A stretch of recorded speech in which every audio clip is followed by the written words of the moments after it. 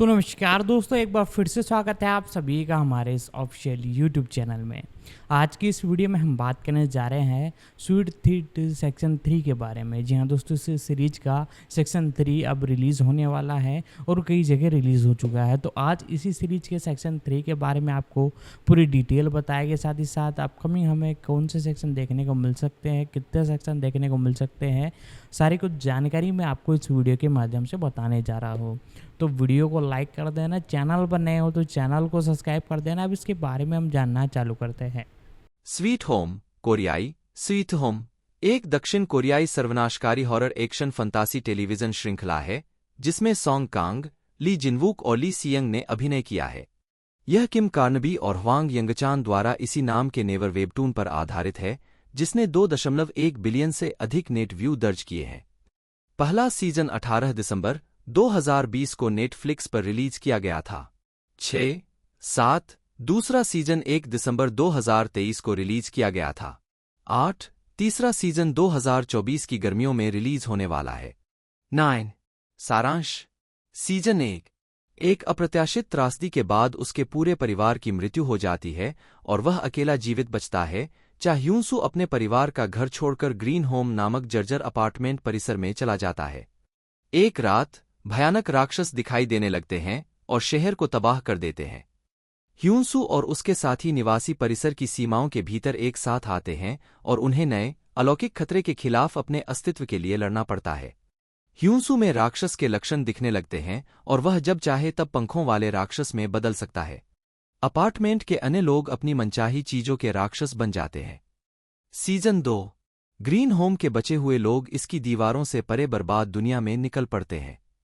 इस बीच सरकारी निकाय और वैज्ञानिक संस्थान राक्षसों का अध्ययन करने के अपने प्रयासों में लगे रहते हैं ताकि कोई इलाज मिल सके। कास्ट यह भी देखें स्वीट होम वेबटून पात्र सीजन 1-2 सॉन्ग कांग ह्यूनसू के रूप में एक चिकित्सकीय रूप से अवसादग्रस्त हाई स्कूल ड्रॉपआउट जो अपने परिवार के कार दुर्घटना में मारे जाने के बाद ग्रीन होम में चला जाता है। वह एक राक्षस मानव संकर बन जाता है जो अलौकिक पुनर्योजी क्षमताएं प्राप्त करता है। ली जिनवूक प्योन सांगवूक के रूप में एक रहस्यमय कॉन्ट्रैक्ट किलर जिसके चेहरे पर गंभीर जलने के निशान हैं। वह पहले सीजन के पहले भाग में यूंजे का पीछा करता है और निवासियों का एक भरोसेमंद सहयोगी बन जाता है। युवा पियोन सांगवूक के रूप में ली यूजीन 10 ली सियंग सेओ यीक्यूंग के रूप में एक पूर्व फायर फाइटर जिसका मंगेतर उनकी शादी से 2 दिन पहले रहस्यमय तरीके से गायब हो गया। वह एक कुशल मार्शल आर्टिस्ट और गनमैन भी है जिसने स्पेशल फोर्स में काम किया है। सियंग का किरदार टेलीविजन सीरीज के लिए खास है, वेबटून कॉमिक में नहीं दिखाई देता। पार्क ग्यूयंग यूं जीसू के रूप में एक परेशान बास गिटार वादक जो अपने प्रेमी की आत्महत्या के बाद ग्रीन होम में रहने आती है। वह बेसबॉल बैट चलाने में कुशल है और ध्वनिक गिटार भी बजाती है। गो मिन्सी ली यून्यू यूनह्युक की घमंडी दत्तक छोटी बहन और एक महत्वाकांक्षी बैले नर्तकी जो अपने पैर में चोट लगने के कारण रीते छोड़ देती है। किम हीजंग जिनोक के रूप में एक हताश माँ जो अपने लापता मिंजू की तलाश कर रही है और डेकेयर सेंटर की निदेशक है। 11 किम गूक ही सोन हैइन एक मध्यम आयु वर्ग की महिला जो गपशप करने का शौक रखती है और उसके पास बॉम नामक एक पालतू पोमेरेनियन कुत्ता है। ली जूनवू रयू जेहवान एक युवा महत्वाकांक्षी मॉडल। वह सर्वनाश से बहुत निराश है जिसने उसे अपनी व्यक्तिगत स्वच्छता बनाए रखने से रोक दिया है। हियो यूल किम सुयोंग एक 9 वर्षीय अनाथ और योंगसू की बड़ी बहन। चोई गो किम येओंगसू एक 6 वर्षीय अनाथ और सुयोंग का छोटा भाई। वू जंगकुक कांग सेउंगवान एक चश्माधारी और डरपोक निवासी। सीजन 1 ली डोह्यून ली यूनह्युक के रूप में यून्यू के दत्तक बड़े भाई और एक पूर्व मेडिकल छात्र। शांत मन और तार्किक निर्णयों के साथ नेतृत्व करते हुए वह निवासियों का वास्तविक नेता बन जाता है, हालांकि कई लोग उसे ठंडा और दूर का मानते हैं। किम नामही जंग जेहन के रूप में एक कोरियाई भाषा शिक्षक और एक धर्मनिष्ठ ईसाई जो खुद को और दूसरों की रक्षा के लिए एक पारंपरिक कोरियाई तलवार जिंगम से लैस है। वह शराब की लत से जूझता है जो श्रृंखला में सामने आने वाली घटनाओं के कारण फिर से शराब की लत में पड़ जाता है। किम सांगहो हान डूसिक ह्यूनसू के विकलांग पड़ोसी और एक कुशल लोहार जो निवासियों को हथियार और सुरक्षा उपकरण उपलब्ध कराता है। किम ह्यून एन सियोंगयोंग सुकह्यून की डरपोक लेकिन दयालु पत्नी। वू ह्यून किम सुकह्युन, एक किफ़ायती स्टोर का मालिक जो अपने गुस्सैल स्वभाव और पत्नी के साथ दुर्व्यवहार के लिए कुख्यात है। गो यूनजंग, पार्क यूरी, गिल्सेओब की देखभाल करने वाली, जिसके पास चिकित्सा प्रशिक्षण है और जो अस्थमा से पीड़ित है। किम कप्सू एन गिल्सेओब के रूप में, एक लाइलाज बीमारी से पीड़ित बुजुर्ग जो अपनी देखभाल करने वाली यूरी के साथ रहता है। वह दूसरों के लिए प्रेरणा का स्रोत है क्योंकि उसने अपनी अनाम बीमारी की जीवन प्रत्याशा को पार कर लिया है। लिम सूह्युंग, नो ब्योंगिल, एक विनोदी निवासी और सुकह्युन का मित्र। ली बोंगरयून, इम म्यूंगसूक, एक निवासी जिसने अपनी नवजात बेटी को खो दिया था जब उसका घुमक्कड़ वाहन लुढ़क कर एक ट्रक से टकरा गया था। गो ज्योनहान, चोई यूनजे, एक निवासी जिसका पूरी श्रृंखला में सांगवूक द्वारा क्रूरतापूर्वक शिकार किया जाता है। किम सुंगचियोल, जंग उइम्योंग का पहला मानव रूप, जिसका शरीर पहले एक वैज्ञानिक का था जिसे उइम्योंग ने मार डाला और उसका रूप धारण कर लिया। आहन डोंगगू, ली सोंग, ग्रीन होम में रहने वाला एक युवा सैनिक। पार्क जिंसू के रूप में पार्क मिंजू, 11। जोंग हाडैम, किम जियून, है की पड़ोसी और दोस्त। किम जियून, हान यूजिन, एक सैन्य सार्जेंट। ली जीहा, मून ह्योनसुक, ह्यूनसु की माँ। किम यीक्यूंग, चासुआ, ह्यूनसु की छोटी बहन। ली की ह्युक, वांग सेउंगजे, वह आग लगाने वाला व्यक्ति जिसने सांगवुक के पिता को मार डाला और सांगवुक को जलने के निशान दे दिए। यूं जीन, हिरंग के रूप में, यूं जीसु का मृत प्रेमी। हाम सुंगमिन, पार्क जुयोंग, ह्यूनसु का सहपाठी और बदमाशी का शिकार। पार्क आहिन, ह्यूनसु के अनाम पड़ोसी के रूप में, जो एक पेटू राक्षस में बदल जाता है। डेन डिलिग्रो, प्रोटीन मॉन्स्टर के रूप में, 12। सीजन 2। यू ओहसियोंग, मास्टर सार्जेंट टैक इन्हवान के रूप में, गार्ड कोर के विशेष बलों के नेता, जिन्हें क्रो प्लाटून के रूप में भी जाना जाता है। 13। ओह जंगसे, डॉ लिम, टीकों के शोधकर्ता के रूप में। 14। किम म्यूयोल, सार्जेंट फर्स्ट क्लास किम यंगहू के रूप में, एक यूडीटी सील और गार्ड कोर के दूसरे इन कमांड। 14। जंग जिनंग, प्राइवेट पार्क चानिंग के रूप में, गार्ड कोर में एक सैनिक। 15। किम शिनरोक, चीफ जी के रूप में, सुविधा प्रबंधन के महाप्रबंधक। 16। किम डोंगयंग ओह जुनेल के रूप में, एक नया स्टेडियम निवासी। 17। यूं से आह, बोंग सोनहवा, ब्युनजंगही, ओह जुनेल की मां के रूप में। यांग हेजी जंग येसेउल के रूप में, चीफ जी की बेटी। 17। किम सिया सेओ यीक्यूंग के उत्परिवर्ती बच्चे के रूप में। 17। की सोयू, सेओ यीक्यूंग के उत्परिवर्ती बच्चे के युवा संस्करण के रूप में। 18। ह्यून बोंगसिक वांग होसांग के रूप में, एक सड़क पर जीवित बचे व्यक्ति, एक बंदूक के साथ। 19। चाय वोम्बिन हानि के रूप में, वांग होसांग के साथ एक सड़क उत्तरजीवी। 19। किम जंगवू, फादर पीटर के रूप में। 20। हांग सुजू, जिना के रूप में। जंग सुकवोन, सार्जेंट मिन सेओजिन, गार्ड कोर में एक मरीन रिकन। युक जुनसियो, बंग जिन्हो, गार्ड कोर में एक विशेष बल सैनिक। 21। हियो नामजून, कांग सोकचान, गार्ड कोर में एक यूडीटी सील। जोंग जोंगह्यून, किम जोंगह्यून, गार्ड कोर में एक यूडीटी सील। सितंबर 2020 में, चाह्यूनसु एक सैनिक के निशाने पर है, जो एक निर्जन क्षेत्र प्रतीत होता है। एक महीने पहले, वह ग्रीन होम में रहने चला गया, जो एक अपार्टमेंट परिसर है जिसमें निवासियों के एक विविध समूह रहते हैं। उदास और आत्महत्या करने वाला ह्यूनसु शायद ही कभी अपने अपार्टमेंट से बाहर निकलता है और भोजन की डिलीवरी पर निर्भर करता है। एक रात उसे पता चलता है कि उसके अगले दरवाजे के पड़ोसी ने उसकी डिलीवरी खोली थी और उसे अपनी पालतू बिल्ली को खाते हुए देखा था। भयभीत होकर वह अपने अपार्टमेंट में वापस भागता है, लेकिन वह उसका पीछा करती है, एक भयंकर पेटू राक्षस में बदल जाती है। राक्षस एक खिड़की से कूदने से पहले एक अन्य निवासी यूं जीसू पर हमला करता है। इस बीच एक खून चूसने वाला पिशाच राक्षस भूतल पर निवासियों के एक समूह पर हमला करता है, जिसमें से एक की मौत हो जाती है। ली यूनह्युक और सेओ यीक्यूंग, एक पूर्व अग्निशामक, सफलतापूर्वक राक्षस को बाहर निकाल देते हैं और प्रवेश द्वार के शटर बंद कर देते हैं। निवासियों के लिए बहुत भयानक बात यह है कि उन्हें पता चलता है कि उनके बाहर का शहर अन्य राक्षसी प्राणियों द्वारा तबाह कर दिया गया है। दो ली युंगबोक, जंग यंगवू और पार्क सोह्यून हांग सोरी, किम ह्यूंगमिन और पार्क सोजंग 18 दिसंबर 2020।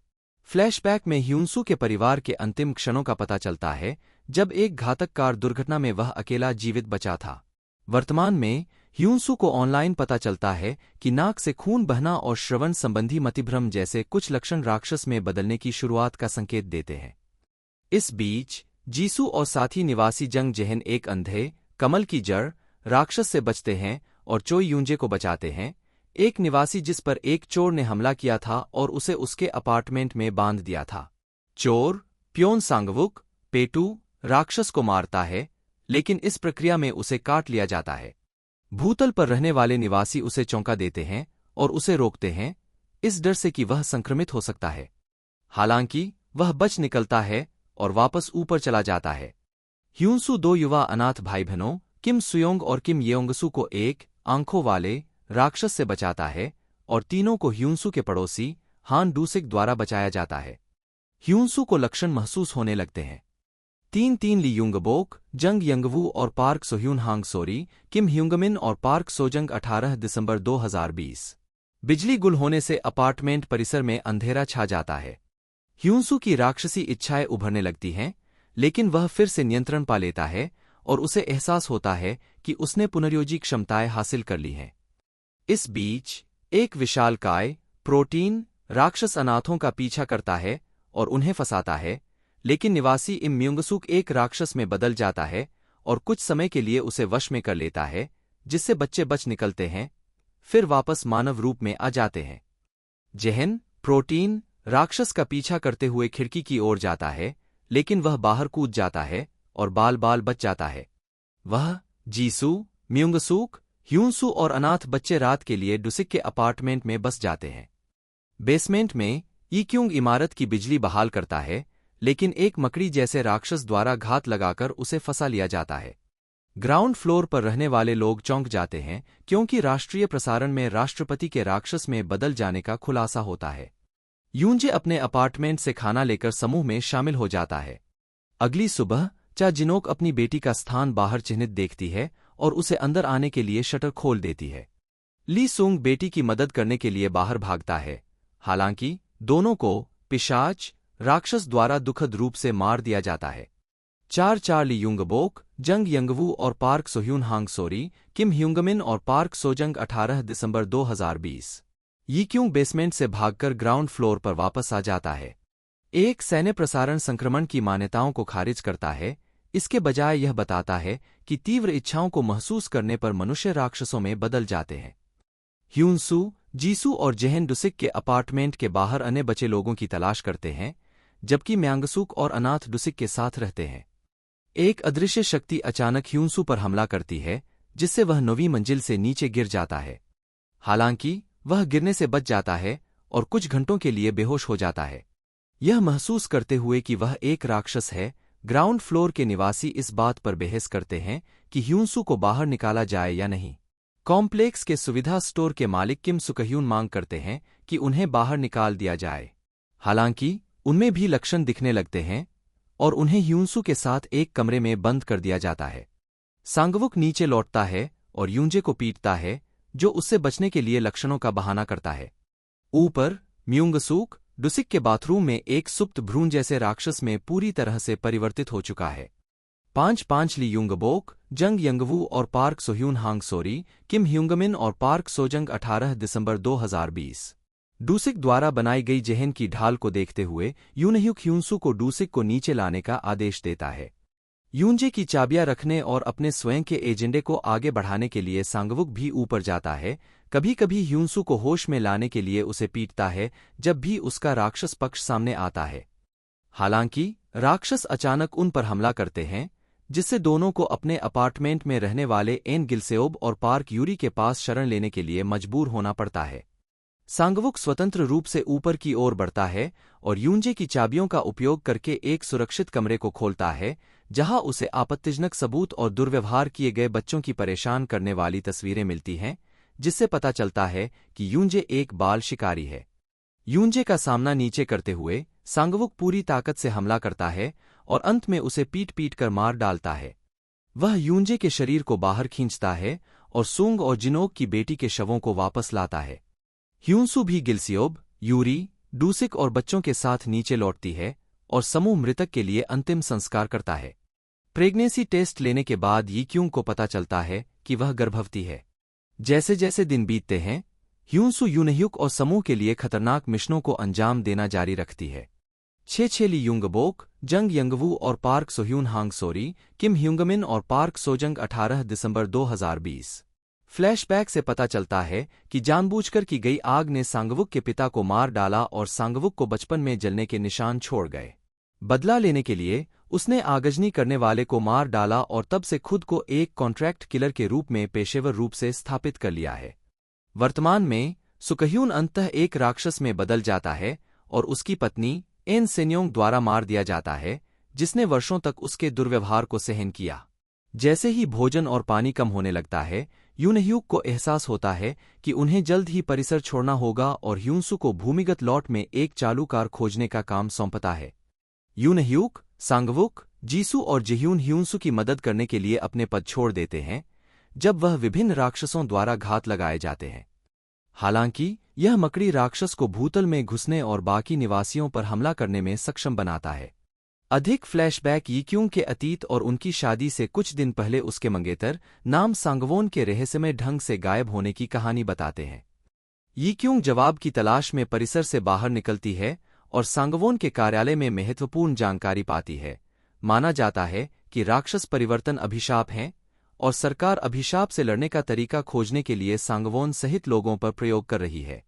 उसकी खोज सेना द्वारा उसे पकड़ लेती है। साथ ली यूंगबोक, जंग यंगवू और पार्क सोह्यून हांग सोरी, किम ह्यूंगमिन और पार्क सोजंग 18 दिसंबर 2020।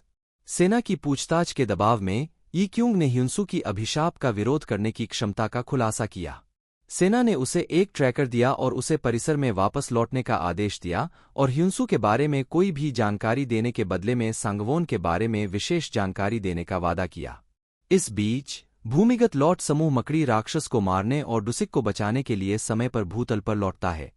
हालांकि जीसू अचानक अपेंडिसाइटिस से बीमार हो जाती है और उसे तत्काल चिकित्सा की आवश्यकता होती है।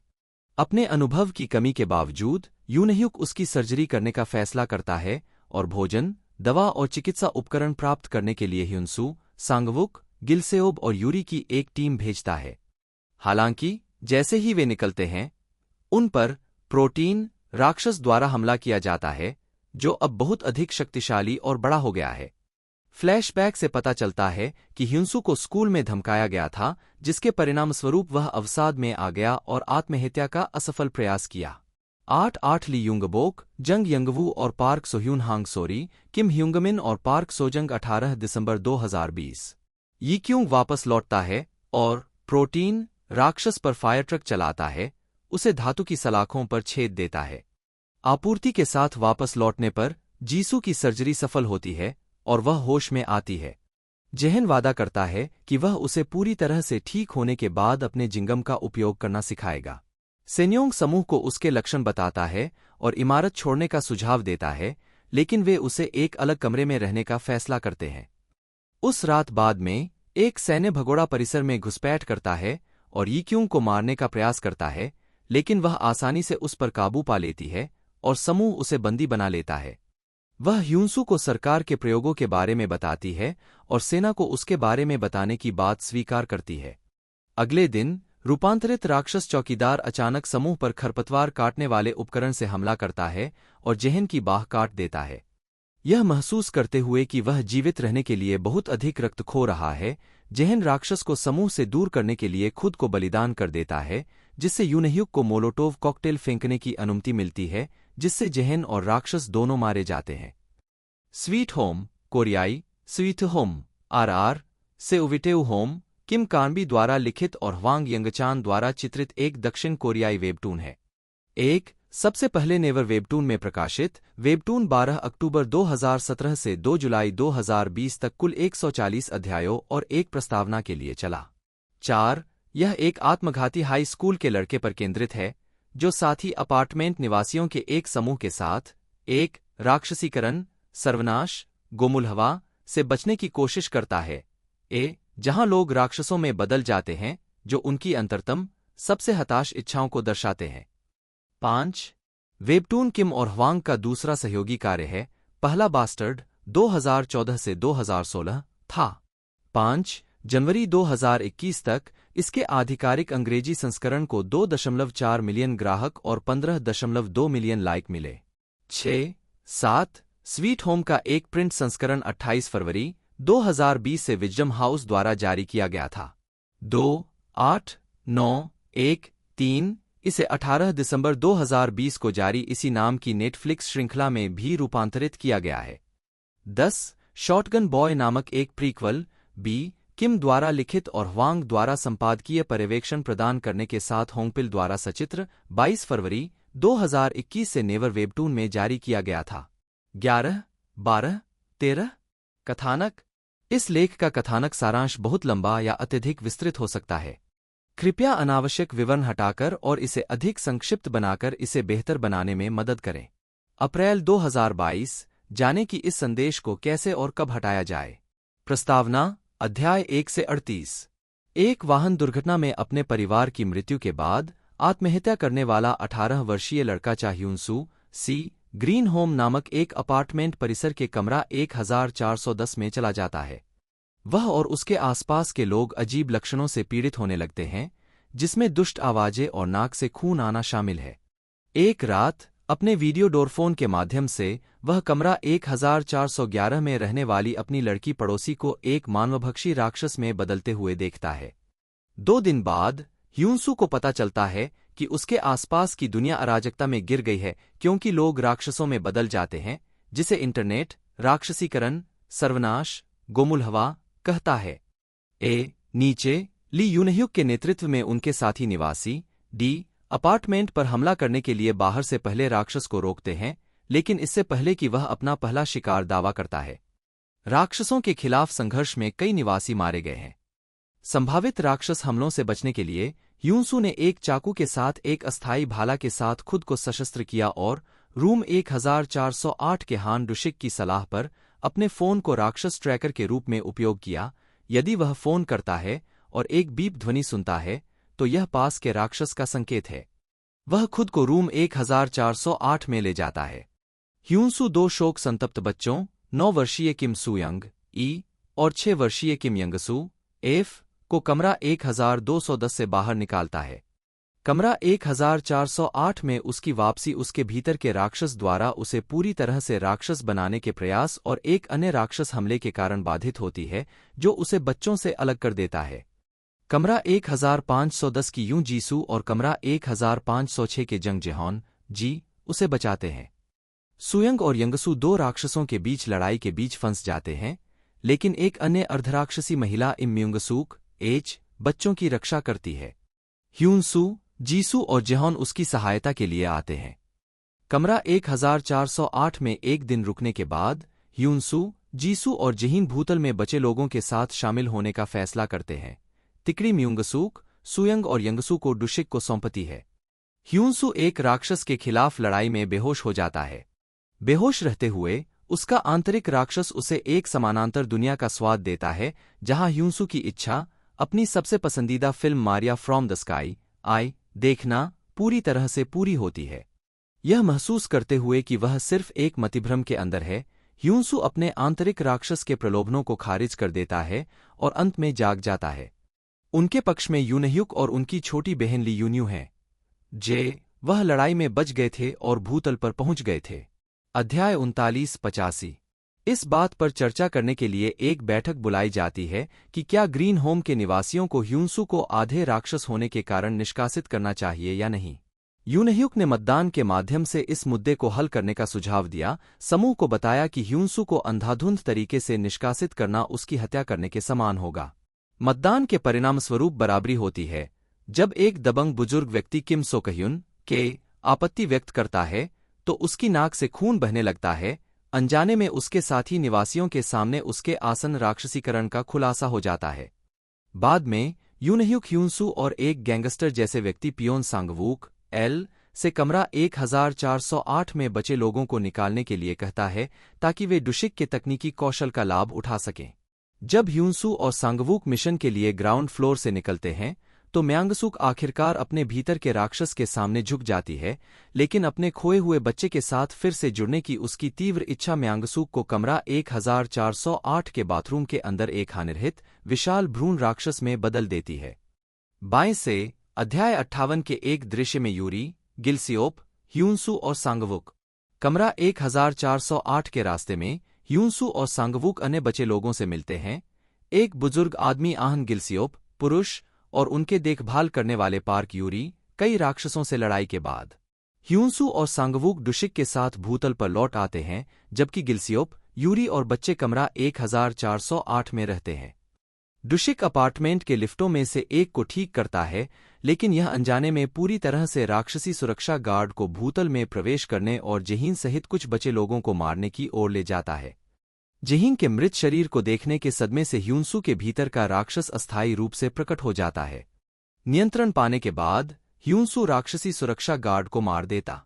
ह्यूनसू, सांगवुक, जीसू, गिलसियोप और यूरी की एक टीम भूमिगत पार्किंग स्थल को राक्षसों से सफलतापूर्वक पुनः प्राप्त करती है।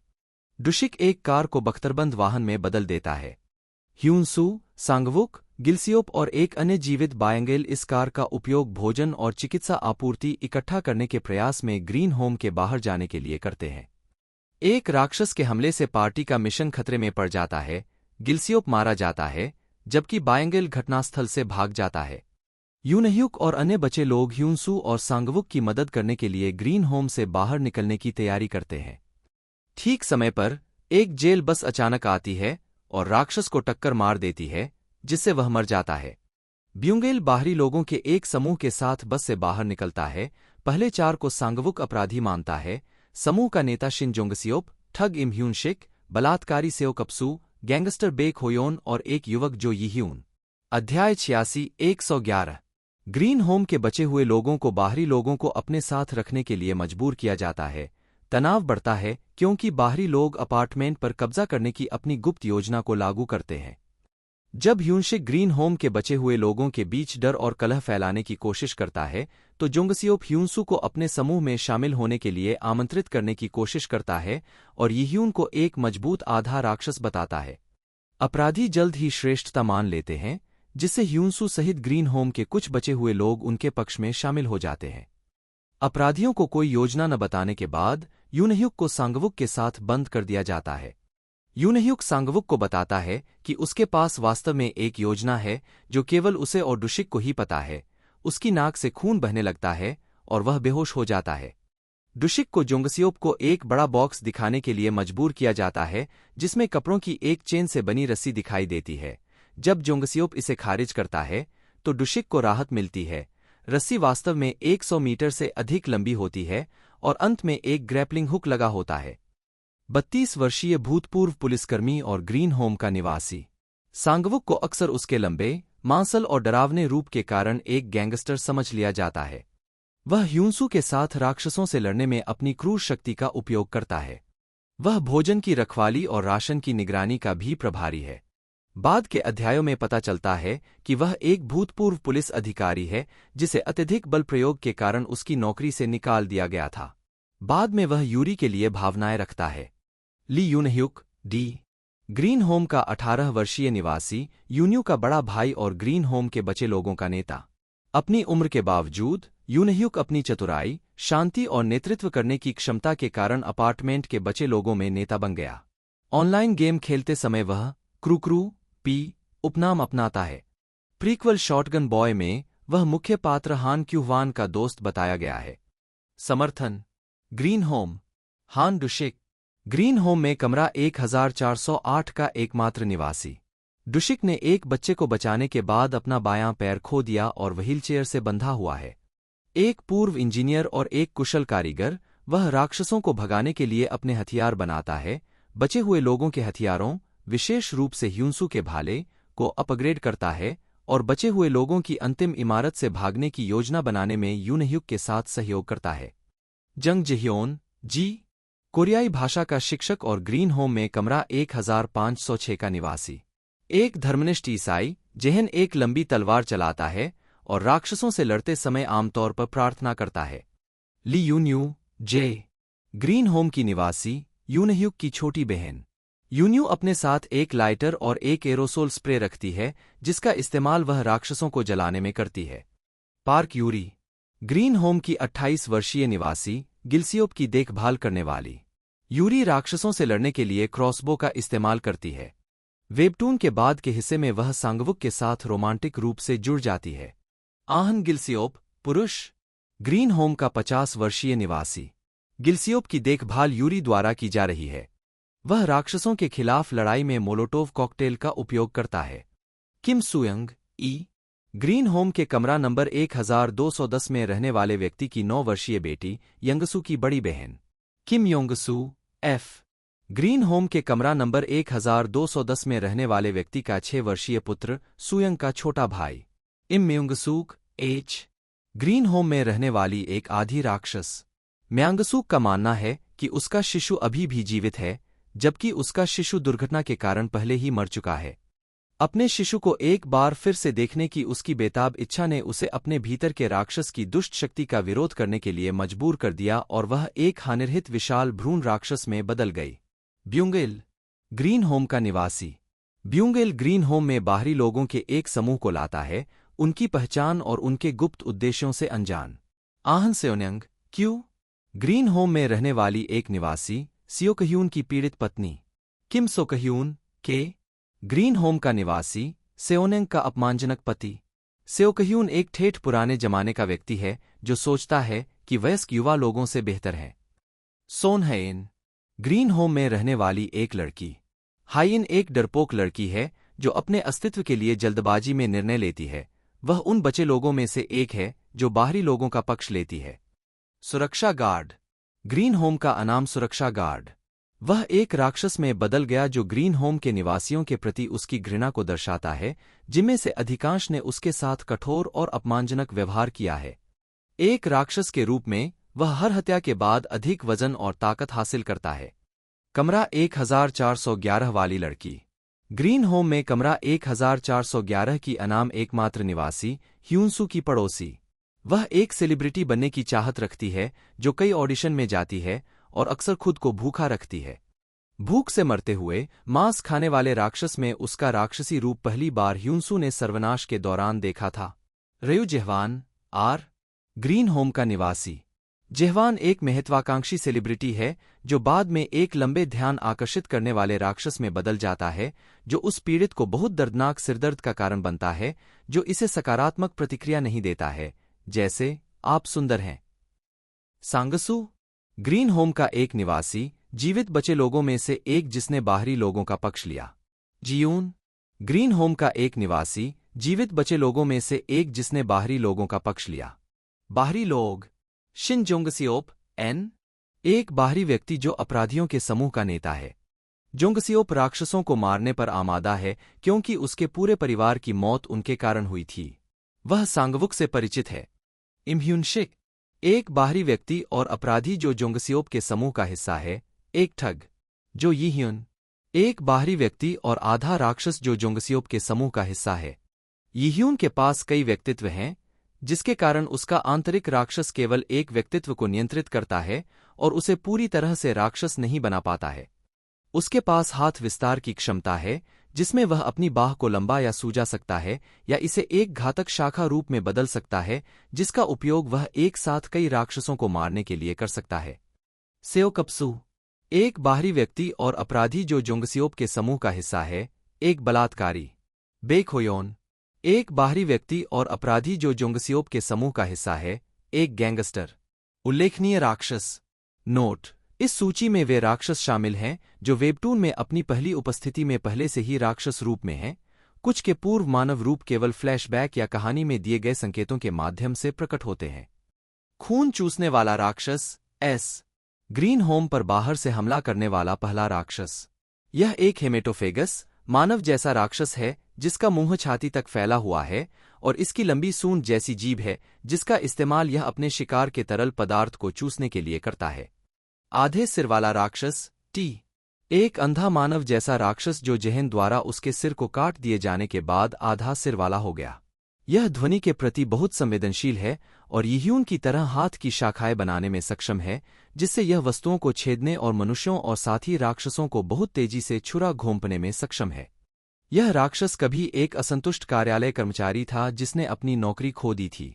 नेत्रगोलक राक्षस यू। इसका शरीर मनुष्य जैसा है, इसकी गर्दन लंबी और लचीली है तथा सिर पर एक विशालकाय गोलाकार पिंड है जिसके नीचे अनेक आंखें हैं। मांसल राक्षस वी। यह एक लंबा, मांसल मानव जैसा राक्षस प्रतीत होता है। यह आमतौर पर प्रोटीन, ताकत और मांसपेशी जैसे शब्द बोलता है। जब इसे कमजोर कहकर चिढ़ाया जाता है तो यह क्रोधित हो जाता है। तरल राक्षस डब्ल्यू। एक अपेक्षाकृत हानिरहित, गैरशत्रु राक्षस जो पारदर्शी कीचड़ के ढेर के रूप में दिखाई देता है, जिसका आकार एक इंसान जैसा होता है, जिसके सिर में 2 तैरती हुई आंखें होती हैं। यह पता चलता है कि राक्षस कभी मिंचेओल नाम का एक छोटा लड़का था जो एक कोठरी में छिपा हुआ था जब उसकी मां को आधे सिर वाले राक्षस ने मार डाला था। मिंचेओल की न दिखने की इच्छा इस वाक्य से झलकती है जो राक्षस बुदबुदाता है, क्या तुम मुझे देख सकते हो? टेंटेकल राक्षस एक्स। बटा मकड़ी राक्षस वाई। एक राक्षस जो पीठ के बल लेटे हुए एक मानव शव जैसा दिखता है, जिसकी पीठ से कई तंबू निकले हुए हैं और जो पैरों की तरह काम करते हैं। जब ह्यूंसू और सांगवुक इसे आग में डालते हैं तो यह एक फायर स्प्रिंकलर के माध्यम से खुद पर पानी डालता है और एक मकड़ी के राक्षस में विकसित होता है जो संक्षारक तरल पदार्थ थूकने में सक्षम होता है। लंबी भुजाओं वाला राक्षस जेड। एक मानव जैसा, गिब्बन जैसा राक्षस जो हाथ फैलाने में सक्षम है। यह पता चला है कि राक्षस कभी एक आदमी था जो अपने बेटे को राक्षसों से बचाने में विफल होने के बाद बहुत अधिक अपराध बोध में जी रहा था, जो इस वाक्यांश में परिलक्षित होता है, मेरा हाथ पकड़ो।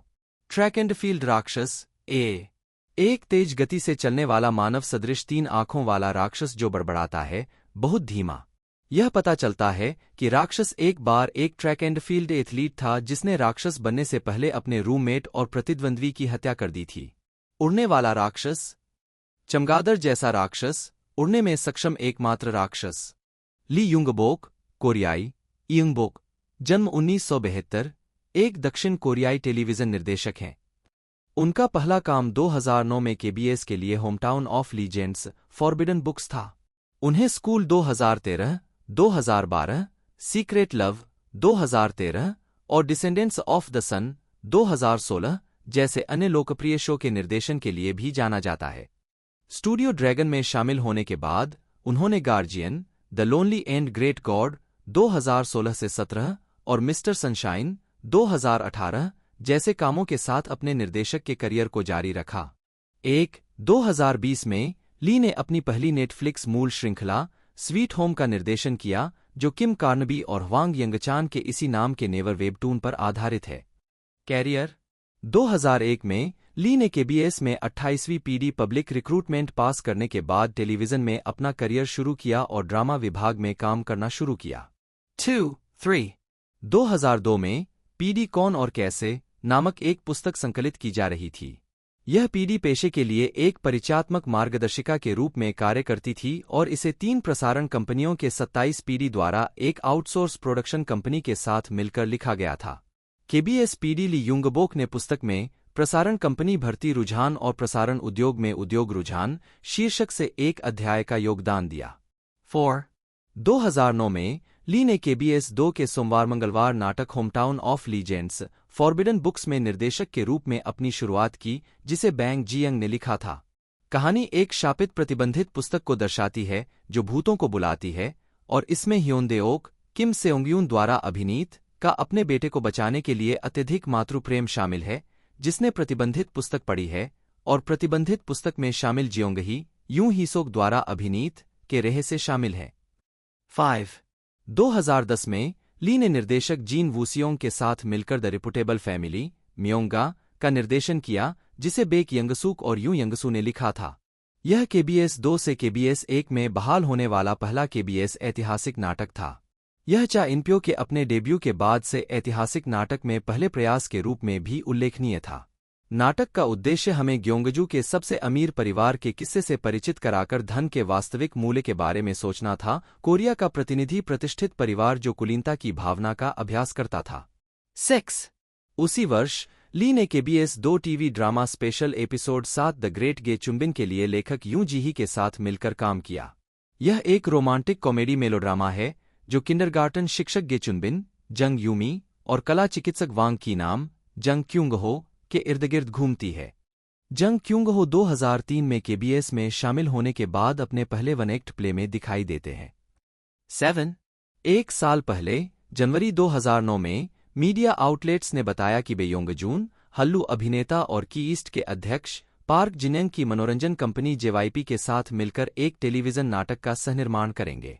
8 उन्होंने होलिम नामक एक संयुक्त उद्यम की स्थापना की जो एक टेलीविजन नाटक निर्माण कंपनी है।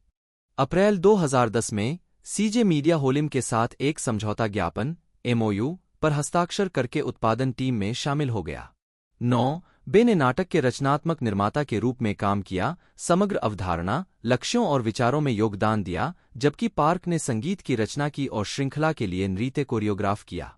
10 2010 के अंत में यह घोषणा की गई कि पटकथा पार्क हैर्यून द्वारा लिखी गई थी और श्रृंखला का निर्देशन ली युंगबोक और किम सेओंग्यू ने किया था। 11 बे योंगजून भी नाटक में दिखाई दिए, 4 एपिसोड में अभिनय किया, जिसने 3 साल बाद छोटे पर्दे पर उनकी वापसी को चिह्नित किया। 12 इसके अतिरिक्त पार्क जिनेंग ने श्रृंखला में अपने अभिनय की शुरुआत की। 13 मुख्य कलाकारों में 2 PM समूह से ओक टैक्योन और जंग वूयंग, मिस से सूजी, टियारा से हाहम यूनजंग, गायक आयु और किम सुह्यून शामिल थे। 10 किम सुह्यून कलाकारों में एकमात्र गैर आइडल थे, लेकिन उन्होंने अपनी भूमिका को चित्रित करने के लिए 3 महीने तक जेवाईपी एंटरटेनमेंट में संगीत और नृत्य का अध्ययन किया। 14 2012 में ली ने केबीएस की स्कूल सीरीज की 5वीं किस्त स्कूल 2013 का सहनिर्देशन किया, जिसमें ली मिनहोंग भी शामिल थे। 15 ली ह्यूंजू और गो जंगवोन द्वारा लिखित इस नाटक ने दोहरे अंकों की दर्शक रेटिंग प्राप्त की और युवा दर्शकों द्वारा इसे खूब सराहा गया। इसने विदेशों में भी लोकप्रियता हासिल की, जिससे किम वूबिन और ली जोंगसुक सहित इसके कलाकारों की पहचान में वृद्धि हुई। 16 अक्टूबर 2012 से स्कूल 2013 पर काम करते हुए ली ने पहले से ही अपना नया प्रोजेक्ट सीक्रेट लव चोई होचियोल की 2012 में केबीएस मिनिसीरीज स्क्रिप्ट प्रतियोगिता से पुरस्कार विजेता स्क्रिप्ट तैयार कर ली थी।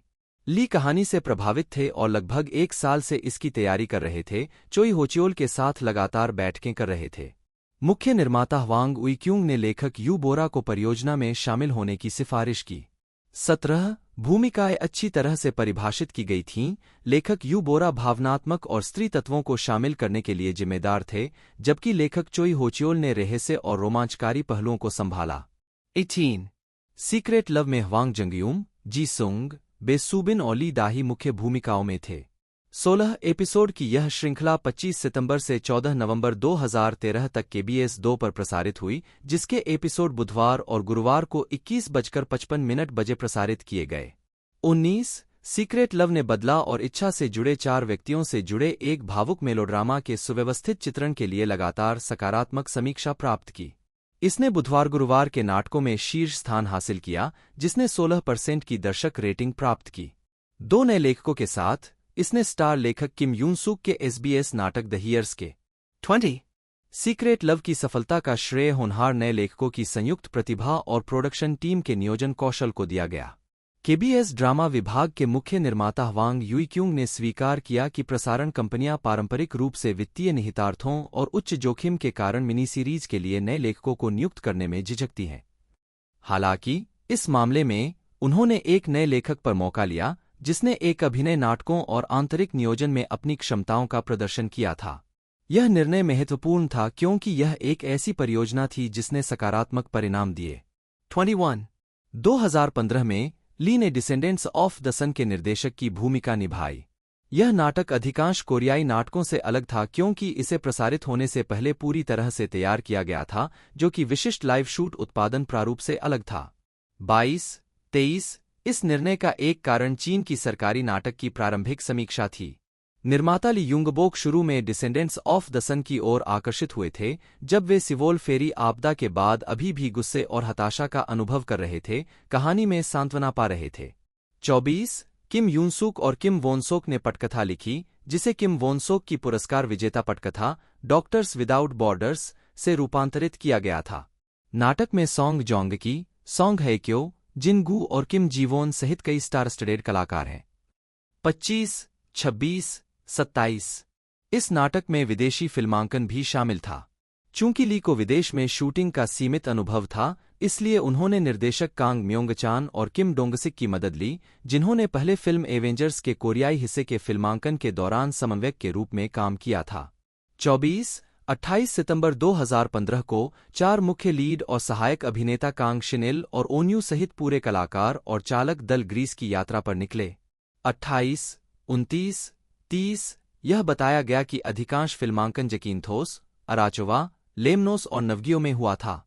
31, 32 हालांकि नाटक की सेटिंग इराक से प्रेरित थी, लेकिन इराक के साथ संभावित राजनयिक संघर्षों से बचने के लिए युद्धग्रस्त क्षेत्र को बाल्कन प्रायद्वीप के एक दूरस्थ हिस्से में स्थित करने का निर्णय लिया गया था। 32 मोवरू कंपनी का बेस कैंप खाली हो चुकी ताइबेक हाम्बो कोयला खदान में स्थित था, जबकि भूकंप के ज्यादातर दृश्य समतन आर्ट माइन में फिल्माए गए थे। इसके अलावा camp Greaves DMZ experience centre में फिल्मांकन हुआ, जो पहले कोरियाई युद्ध के दौरान अमेरिकी सेना का बेस कैंप था। हेसुंग अस्पताल में सेट किए गए दृश्य वास्तव में सियोल सेंट मैरी अस्पताल में फिल्माए गए थे। 33 24 फरवरी से 14 अप्रैल 2016 तक नाटक KBS 2 पर प्रसारित हुआ, जिसमें 16 एपिसोड शामिल थे। 34 इसके बाद KBS ने 20 अप्रैल से 22 अप्रैल 2016 तक 3 विशेष एपिसोड प्रसारित किए। इन विशेष एपिसोड में श्रृंखला के हाइलाइट्स और यादगार दृश्य दिखाए गए, नाटक की उत्पादन प्रक्रिया में अंतर्दृष्टि प्रदान की, पर्दे के पीछे के फुटेज दिखाए, कलाकारों के सदस्यों की टिप्पणियां शामिल की और अंतिम उपसंहार के साथ समापन किया। 35, 36 श्रृंखला ने दक्षिण कोरिया में सफलता हासिल की, जो 38.8% दर्शकों की हिस्सेदारी तक पहुंच गई। इसने 52वें बेक्सैंग आर्ट्स अवार्ड्स में टेलीविजन में प्रतिष्ठित ग्रैंड पुरस्कार सहित कई प्रशंसाएं प्राप्त की। इसके अतिरिक्त इसे कोरिया ब्रॉडकास्टिंग एडवर्टाइजिंग कॉरपोरेशन द्वारा वर्ष का सबसे लोकप्रिय शो माना गया।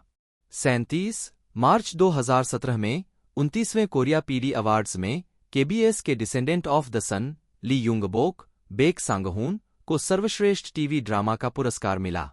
38 ली ने अगस्त 2016 में KBS छोड़ दिया और CJENM एंटरटेनमेंट डिवीजन में चले गए। 39 CJENM में ली के जाने के बाद उन्होंने TVN के शुक्रवार शनिवार नाटक guardian, the lonely and great God के लिए किम यून सुक के साथ एक बार फिर काम किया। यह श्रृंखला एक भूत और एक लड़की की कहानी के इर्दगिर्द घूमती है, जो भूतों को देखने की क्षमता रखती है। उल्लेखनीय रूप से नाटक ने केवल 2 एपिसोड के भीतर 10% दर्शकों की संख्या को पार कर लिया। इसकी शुरुआत 6.9% की रेटिंग के साथ हुई और दूसरे एपिसोड में यह बढ़कर 8.3% हो गई। 40 मिस्टर सनशाइन 2018 का अनुसरण किया। 1 filmography television series Song Kang, कोरियाई, सुंगांग, जन्म 23 अप्रैल 1994, एक दक्षिण कोरियाई अभिनेता है। टेलीविजन सीरीज में उनकी उल्लेखनीय मुख्य भूमिकाओं में लव अलार्म 2019 से 2021, स्वीट होम 2020 से 2024, नविलेरा 2021, फिर भी 2021, फोरकास्टिंग लव एंड वेदर 2022 और माई डेमन 2023 से 2024 शामिल हैं। उन्हें लोकप्रिय रूप से नेटफ्लिक्स के बेटे के रूप में जाना जाता है, क्योंकि उनकी अधिकांश सीरीज प्लेटफॉर्म पर प्रसारित होती हैं। 2 आजीविका 2017-18 शुरुआत सॉन्ग ने 2017 की romantic comedy television series the lawyer and his lover में सहायक भूमिका के साथ अपने अभिनय की शुरुआत की। 3 उसी वर्ष उन्हें पारिवारिक drama man in the kitchen में लिया गया। 4 वह 2 संगीत वीडियो में भी दिखाई दिए, ध्वनिक जोड़ी द एडे द्वारा स्वीट समर नाइट और सूरन द्वारा लव स्टोरी। 5, 6, 8 जुलाई 2017 को उनकी एजेंसी नमू एक्टर्स ने ओह सेउंगहून और ली यूजिन के साथ सॉन्ग के लिए एक प्रशंसक बैठक, रूकीज का परिचय, का आयोजन किया। 7 सॉन्ग ने फरवरी से अक्टूबर 2018 तक 17 के मिंग्यू और DIA के जंग चायोन के साथ SBS संगीत कार्यक्रम इंकिगायो की मेजबानी की। 8 वह विभिन्न प्रकार के शो विलेज सर्वाइवल द 8 में एक निश्चित कलाकार के रूप में भी शामिल हुए। 9 2 कार्यों के लिए उन्हें 2018 SBS एंटरटेनमेंट अवार्ड्स में रूकी अवार्ड के लिए नामांकित किया गया था। 10 जुलाई 2018 में सोंग ने फंतासी फिल्म ब्यूटीफुल वैम्पायर के साथ बड़े पर्दे पर अपनी शुरुआत की। 11.2 वर्तमान लोकप्रियता और प्रमुख भूमिकाओं में वृद्धि। जुलाई 2019 में when the devil calls your name के लिए आयोजित प्रेस कॉन्फ्रेंस में गाया गया गीत। 2019 में सोंग ने TVN sports melodrama when the devil calls your name में जंग क्यूंग हो के सहायक की भूमिका निभाई। 12. उन्होंने अगली बार नेटफ्लिक्स की मूल रोमांटिक सीरीज लव अलार्म में अभिनय किया, जो इसी नाम के लोकप्रिय वेबटून पर आधारित है। 13. सोंग को 900 लोगों में से ऑडिशन के माध्यम से उनकी पहली मुख्य भूमिका में लिया गया था। 14. उन्होंने एक खूबसूरत हाई स्कूल छात्र की भूमिका निभाई जिसे एक लड़की किम सोह्यून से प्यार हो जाता है, जो उसके सबसे अच्छे दोस्त की गुप्त क्रश थी। 15. लव अलार्म को नेटफ्लिक्स की वर्ष की शीर्ष रिलीज में से एक के रूप में स्थान दिया गया था और इसे दूसरे सीजन के लिए नवीनीकृत किया गया था। उस वर्ष उनकी अंतिम उपस्थिति वाइब के कॉल मी बैक के संगीत वीडियो में थी। 16. सोंग को 2020 में स्टारडम के लिए प्रेरित किया गया जब उन्होंने apocalypse horror Netflix original sweet home में अभिनय किया, जो कि इसी नाम के वेबटून पर आधारित था। 17. स्वीट होम के निर्देशक ली युंगबोक को लव अलार्म के निर्देशक की सिफारिश पर उन्हें कलाकारों के लिए ऑडिशन दिया गया था। 17. उनकी भूमिका चा ह्यूनसु की थी, जो एक आत्मघाती हाई स्कूल का लड़का था जो साथी अपार्टमेंट निवासियों के एक समूह के साथ एक राक्षसीकरण सर्वनाश से बचने की कोशिश करता है। 18. श्रृंखला की आलोचनात्मक प्रतिक्रियाएं मिश्रित थीं। 19. लेकिन इसने व्यापक अंतर्राष्ट्रीय दर्शकों को इकट्ठा किया। 20. श्रृंखला की रिलीज के एक महीने बाद वैराइटी ने खुलासा किया कि इसे नेटफ्लिक्स के 22 मिलियन सदस्य घरों द्वारा देखा गया था। 21. 2021 में उन्होंने लव अलार्म के दूसरे सीजन में ह्वांग सनोह के रूप में अपनी भूमिका को दोहराया, जिसे 12 मार्च को नेटफ्लिक्स पर रिलीज किया गया था। वह अगली बार टीवीएन सीरीज नविलेरा में दिखाई दिए, जिसे इसी नाम के वेबटून से रूपांतरित किया गया था। 23. उन्होंने एक बैले छात्र की भूमिका निभाई जो अपने पिता के बारे में अनसुलझे मुद्दों के कारण संघर्ष करता है और पार्ट टाइमर के रूप में काम करके खुद का समर्थन करने की कोशिश करता है। अपने किरदार को निभाने के लिए सोंग ने 6 महीने तक बैले की शिक्षा ली। 24. उसी वर्ष बाद में सोंग ने एक और वेबटून रूपांतरण फिर भी जेटीबीसी के रोमांस ड्रामा में हान सोही के साथ अभिनय किया। 25. दर्शकों के रिकॉर्ड के संदर्भ में वर्ष 2021 को सोंग के लिए सफल माना जाता है, क्योंकि स्वीट होम, लव अलार्म और फिर भी क्रमशः दुनिया भर में नेटफ्लिक्स में 5वें, 6वें और 8वें सबसे ज्यादा देखे जाने वाले के ड्रामा के रूप में रैंक करने में कामयाब रहे। 26. 2022 में सोंग ने पार्क मिनंग के साथ एक और जेटीबीसी नाटक फोरकास्टिंग लव एंड वेदर में अभिनय किया। 27. 4 मार्च 2022 को सोंग ने दक्षिण कोरिया को समर्पित एक यूट्यूब चैनल द स्वॉन के माध्यम से वास्तविक समय में दुनिया भर के प्रशंसकों के साथ संवाद करने के लिए एक प्रशंसक बैठक आयोजित की। 28 मई में यह बताया गया कि सोंग 12 जून 2022 को YES24 लाइव हॉल में एक प्रशंसक बैठक आयोजित करेगा। 29 नवंबर में सोंग ने पुष्टि की है कि 2023 Song Kang Asia fan meeting tour 6 देशों में होगा, जिसकी शुरुआत सियोल से होगी। उसके बाद टोक्यो, जकार्ता, कुआलालंपुर, सिंगापुर और बैंकॉक होंगे, जो 2023 में कभी भी होंगे। 30 2023 में सोंग ने नेटफ्लिक्स सीरीज माई डेमन में एक भूमिका निभाई, जहां उन्होंने किम यूजंग के साथ मुख्य किरदार निभाया। 31 व्यक्तिगत जीवन, सैन्य सेवा। 29 फरवरी 2024 को नमू एक्टर्स ने घोषणा की कि सोंग 2 अप्रैल को एक सक्रिय ड्यूटी सैनिक के रूप में अपनी अनिवार्य सैन्य सेवा को पूरा करने के लिए भर्ती होगा। 32 पृष्ठांकन 2020 में सोंग को दक्षिण कोरियाई सौंदर्य प्रसाधन ब्रांड बनिला कंपनी के लिए ब्रांड एम्बेसडर के रूप में चुना गया था। 33 2021 में इतालवी लग्जरी फैशन हाउस प्रादा ने घोषणा की कि सोंग को ब्रांड एम्बेसडर के रूप में चुना गया था। 34 35 36 2022 में उन्हें एशिया प्रशांत क्षेत्र में बॉबी ब्राउन कॉस्मेटिक्स के लिए ब्रांड एम्बेसडर के रूप में भी चुना गया था। 37 38 फरवरी 2022 में सोंग को पेनशॉप के वैश्विक राजदूत के रूप में नामित किया गया था। 39 फिल्मोग्राफी ली जिनवुक, कोरियाई, इजिनुक, जन्म 16 सितंबर 1981, एक दक्षिण कोरियाई अभिनेता हैं। उन्हें रोमांस सीरीज ग्लास कैसल 2008 से 2009, time travelling series 9, 2013, romance series I need romance 2012 और the time we were not in love 2015, crime thriller series voice season 2 से 3, Netflix apocalypse horror series sweet home और कॉमेडी फिल्म मिस ग्रैनी 2014 में सहायक भूमिका के लिए जाना जाता है। कैरियर 2000 से 2009, शिक्षा और कैरियर की शुरुआत। ली जिनवूक ने चेओंगजू विश्वविद्यालय में पर्यावरण इंजीनियरिंग का अध्ययन किया और अभिनय के लिए रुख किया। उन्होंने विज्ञापनों में मॉडलिंग करके मनोरंजन उद्योग में अपना करियर शुरू किया। उनकी पहली छोटी अभिनय भूमिकाओं में general hospital the movie, a thousand days और 2004 की दक्षिण कोरियाई film once upon a time in high school शामिल हैं, जिसमें क्वोन सांगवू, आहन नेसांग, जू जिन्मो और सेओ डोंगवोन ने अभिनय किया है। 2-3 ली ने 2004 में टीवी मूवी बैड गर्ल में अपनी पहली टेलीविजन अभिनय भूमिका निभाई और बाद में television drama alone in love 4, someday 5, smile again 6 और उहम ताइवुंग अभिनीत रिसर्च। ली ने टेलीविजन सीरीज एयर सिटी 8 में दूसरे पुरुष लीड के रूप में अपने चित्रण के बाद व्यावसायिक सफलता और हल्लू स्टार का दर्जा हासिल किया, जहां उन्होंने अपने सहकलाकार चोई जीवू को 3 साल तक डेट किया। ली ने फॉर्मिडेबल राइवल्स में राष्ट्रपति के बेटे की भूमिका निभाते हुए मुख्य भूमिकाएं निभाना जारी रखा। 9 सीरीज बिफोर एंड आफ्टर में एक प्लास्टिक सर्जन, 10 और ग्लास कैसल में एक नवविवाहित चैबोल। 11 उन्होंने द रोड होम में एक कैमियो भी किया। 2009 से 2016 सैन्य भर्ती और आगे की सफलता। इसके बाद ली ने 6 मई 2009 से 7 मार्च 2011 तक राष्ट्रीय रक्षा मंत्रालय की रक्षा मीडिया एजेंसी में अपनी 2 साल की अनिवार्य सैन्य सेवा पूरी की।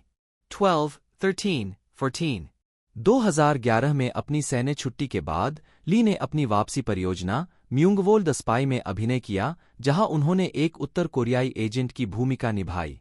15, 16 इसके बाद उन्होंने जंग यूमी के साथ romantic comedy drama I need romance 2012, 17 में अभिनय किया। इसके बाद ली ने जो यूही के साथ टाइम ट्रैवलिंग रोमांस 9, 18, 19 में पार्क संवू नामक एक टीवी एंकर के रूप में अपनी सबसे हाई प्रोफाइल भूमिका निभाई। 9 में अपनी भूमिका से सकारात्मक प्रतिक्रिया प्राप्त करने के बाद ली ने 2014 की कॉमेडी मिस ग्रैनी में 7 वर्षों में पहली बार एक सिनेमाई फिल्म में अभिनय किया। 20 इसके बाद उन्होंने 2014 की एक्शन फिल्म द टारगेट में अपनी पहली बड़ी स्क्रीन भूमिका निभाई, जो 2010 की French action film point blank की रीमेक थी। 21 उसके बाद ली ने television series the three musketeers में 9 के लेखक और निर्देशक के साथ फिर से काम किया। जोसियन युग के दौरान सेट एक पीरियड ड्रामा था जहां उन्होंने क्राउन प्रिंस सोह्योन की भूमिका निभाई थी।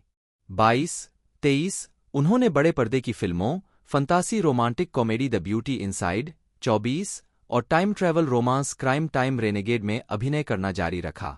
25 द ब्यूटी इनसाइड में वूजिन के रूप में ली की उपस्थिति ने सिनेमाई रिलीज के समय दक्षिण कोरिया में सुर्खियां बटोरीं, क्योंकि वूजिन के पुनर्जन्मों में से एक के रूप में उन्हें पेश करने वाले दृश्य ने थिएटर में सभी महिला दर्शकों को उनके रूप पर विस्मय में छोड़ दिया।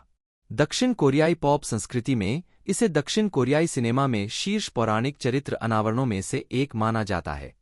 26 इसके बाद उन्होंने ताइवान के नाटक in time with you the time we were not in love के दक्षिण कोरियाई रीमेक के साथ हा जीवोन के साथ छोटे पर्दे पर वापसी की। 27 2016 में ली ने इसी नाम के मंगा पर आधारित अपराध ड्रामा गुडबाय मिस्टर ब्लैक में अभिनय किया। 28 2 शू ने एक साथ वर्तमान प्रमुख भूमिकाओं में परिवर्तन और पुनराविष्कार। 2017 में ली को 3 फिल्मों में कास्ट किया गया। इंडी फिल्में ए टाइगर इन विंटर और रोड टू यूटा 29, 30, 31 और रोमांस थ्रिलर हाई सोसाइटी। 32 2018 में ली सफल क्राइम ड्रामा रिटर्न 33 और वॉयस सीजन 2 के साथ छोटे पर्दे पर लौटे। 34, 35, 36 वॉयस के दूसरे सीजन के प्रीमियर ने ओसीएन ओरिजिनल ड्रामा सीरीज के लिए सबसे ज्यादा प्रीमियर व्यूअरशिप रेटिंग का रिकॉर्ड बनाया। 37 वॉयस का दूसरा सीजन पहले सीजन की सफलता से जारी रहा, यहां तक कि अपने छोटे रन के बावजूद पहले सीजन की रेटिंग को पार कर गया। 38 अपनी बड़ी सफलता के कारण वॉयस को तीसरे सीजन के लिए चुना गया, जिसमें ली ने डू कांगवू के रूप में अपनी भूमिका को दोहराया। वॉयस का तीसरा सीजन दूसरे सीजन की तरह ही सफल रहा। 2019 में ली ने BH एंटरटेनमेंट के साथ एक विशेष अनुबंध पर हस्ताक्षर किए जिसमें कई अन्य शीर्ष हाई प्रोफाइल दक्षिण कोरियाई अभिनेता शामिल हैं। 39 2020 में ली ने नेटफ्लिक्स की मूल सीरीज स्वीट होम में अभिनय किया। 40 एक वेबटून आधारित नाटक जो एक एकांत किशोर के बारे में है जो अपने कमरे में बंद रहता है, स्कूल की हिंसा की यादों से डरा हुआ है और अपने परिवार को खोने के बाद एक अपार्टमेंट में जाने के बाद खौफनाक घटनाओं का अनुभव करता है। इसका प्रीमियर नेटफ्लिक्स कोरिया पर 18 दिसंबर 2020 को हुआ।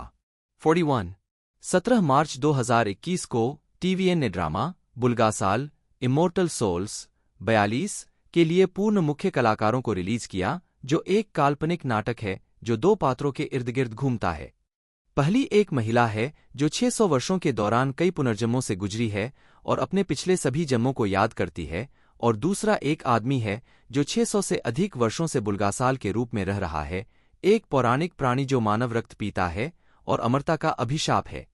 ली ने डैन ह्वाल के रूप में अभिनय किया जो 600 साल पहले मानव हुआ करता था, लेकिन जोसियन राजवंश के दौरान एक सैन्य अधिकारी के रूप में काम करते हुए और पिछले राजवंश के अवशेषों को मिटाने के मिशन को पूरा करते हुए एक बुल्गासाल में बदल जाता है। 43 यह नाटक 18 दिसंबर 2021 से 6 फरवरी 2022 तक TVN 44 पर प्रसारित हुआ और नेटफ्लिक्स पर स्ट्रीमिंग के लिए भी उपलब्ध था। 45 22 अप्रैल 2021 को CJEM और टीविंग ने film a year and medley के लिए पूरे स्टार स्टडेड कास्ट का खुलासा किया। 46 फिल्म विभिन्न लोगों के इर्द गिर्द घूमती है जो होटल इमरोज में आते हैं, जिनमें से प्रत्येक की अपनी कहानियां होती हैं जो नए रिश्ते बनाते हैं। 47 ए ईयर एंड मेडले का निर्देशन क्वाक जे योंग ने किया है, जिन्होंने माई सैसी गर्ल और द क्लासिक जैसे उल्लेखनीय काम किए हैं, और inside man the man standing next और डिलीवर अस फ्रॉम एविल के हाइव मीडिया कॉर्प द्वारा निर्मित है। ली ने ली जिन्हों की भूमिका निभाई। 48 एक प्लास्टिक सर्जन जो अपने भाग्यशाली प्यार का इंतजार करते हुए हर शनिवार रात होटल के लाउंज में आता है। फिल्मांकन 19 अप्रैल 2021 को शुरू हुआ और फिल्म 29 दिसंबर 2021 को 8 दिसंबर 2021 को यह पता चला था कि ली काकाओ टीवी के मूल web drama welcome to wedding hell में ली येओन्ही के साथ सेओ जूनह्युंग की भूमिका निभाएंगे। 50-51 वेलकम टू वेडिंग हेल शादी की तैयारी कर रहे 30 के दशक के एक जोड़े की कहानी है जो अपनी शादी की तैयारियों के दौरान शादी की सच्ची वास्तविकताओं को समझते हैं। ली के किरदार जूनह्युंग को एक शुद्ध हृदय वाले आदर्शवादी दूल्हे के रूप में वर्णित किया गया है, जो उसकी होने वाली पत्नी किम नायू ली येओन्ही द्वारा अभिनीत में। दोस्तों ये एक ड्रामा सीरीज है और अब तक इसके 2 सेक्शन हमें देखने को मिल चुके हैं, जिसके अंदर 16 एपिसोड थे और अभी सेक्शन 3 के साथ 3 सेक्शन हो चुके हैं और टोटल उसके अंदर भी 6 से 7 एपिसोड हमें देखने को मिलेंगे।